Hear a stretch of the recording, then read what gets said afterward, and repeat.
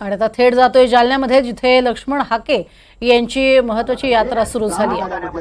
जातीची युती झाली पाहिजे। अरे बाबांना डॉक्टर बाबासाहेब आंबेडकरांना जातीपातीच्या संघटना निर्माण करता आल्या असत्या, पण डॉक्टर बाबासाहेब आंबेडकरांनी ओबीसी बीजेएनटी म्हणजे प्रवर्ग बनवलाय।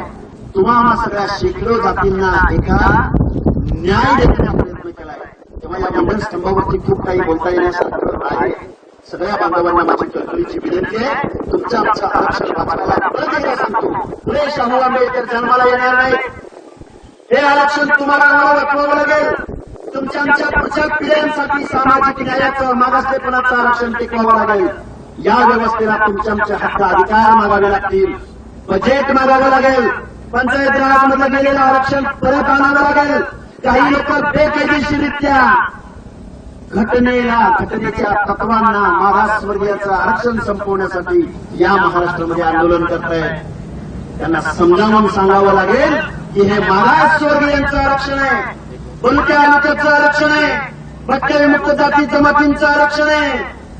तुम्ही जर शासक असाल, तुम्ही जर शेकडो वर्ष इतके रूरल असाल, गावचा पाटील वतनदार देशमुख मंडळी असाल, तर आमच्या भटक्या विमुक्तांच्या आणि ओबीसीच्या आरक्षणामध्ये तुम्हाला काय यायचंय याचं उत्तर इथल्या व्यवस्थेला आणि मुख्यमंत्री महोदयांना विचारावं लागेल। परत एकदा खूप काही बोलता येण्यासारखं आहे। मुंडे साहेब, मी तुमचं आभार व्यक्त करतो। सत्संग साहेब असतील, आमचे पांगरकर साहेब असतील, आमचे खटके साहेब असतील, आमचे दिलीप बोराडे असतील, आता सगळ्यांची नावं घ्यायची म्हणून तर सगळ्यांची नावं घेऊ शकतो, पण पडद्याच्या मागे राहून हे आंदोलन पुढे गेलं पाहिजे। या आंदोलनाचं जन आंदोलनात रूपांतर झालं पाहिजे। म्हणून शेकडो कार्यकर्ते माझ्या या अंबड तालुक्यामध्ये कार्यकर्ते काम करतात। या सगळ्या लोकांना धन्यवाद देतो। अख्ख्या महाराष्ट्राचं लक्ष कुठं लागलंय तर अंबड तालुक्याकडे लागलंय, वडीगोद्री गावाकडे लागलंय। अख्ख्या महाराष्ट्राचं लक्ष तुमच्या मुवमेंटकडे लागलंय।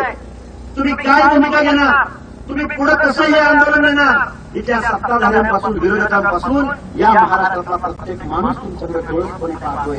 ही जबाबदारी आहे।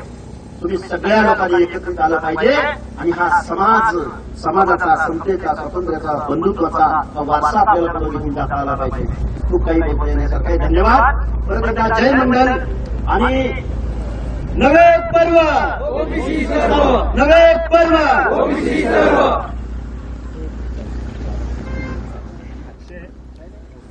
तर सरकारला आमच्या वेदना कळतात, लक्ष्मण हाके यांनी मनोज जरांगे यांना काही सवाल उपस्थित केलेले आहेत।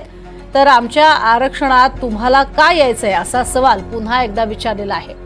लक्ष्मण हाके यांनी मनोज जरांगे यांना काही सवाल केलेत आणि त्यातील हा महत्त्वाचा सवाल केलाय, सरकारला आमच्या वेदना समजाव्यात यासाठी ही यात्रा आहे असंही लक्ष्मण हाके यांनी म्हटलेलं आहे। आणि जरांगेंना सुद्धा काही सवाल केले। आरक्षणाची ही वर्गवारी कशासाठी केली डॉक्टर बाबासाहेब आंबेडकरांनी असाही सवाल त्यांनी उपस्थित केलाय। आणि ही वर्गवारी होत असतानाच बाबासाहेब आंबेडकरांनी प्रचंड विचार करूनच ती केलेली होती आणि त्यानंतर तुम्ही अशा पद्धतीनं आमच्यातूनच हिस्सा का मागताय असा सवालही विचारलेला आहे। आमच्या आरक्षणात तुम्हाला काय यायचंय असा सवाल प्राध्यापक लक्ष्मण हाके यांनी मनोज जरांगे यांना केलाय। आजपासून त्यांची संवाद यात्रा निघते आणि या यात्रेच्या माध्यमातून सरकारला इशारा ते देत आहेत।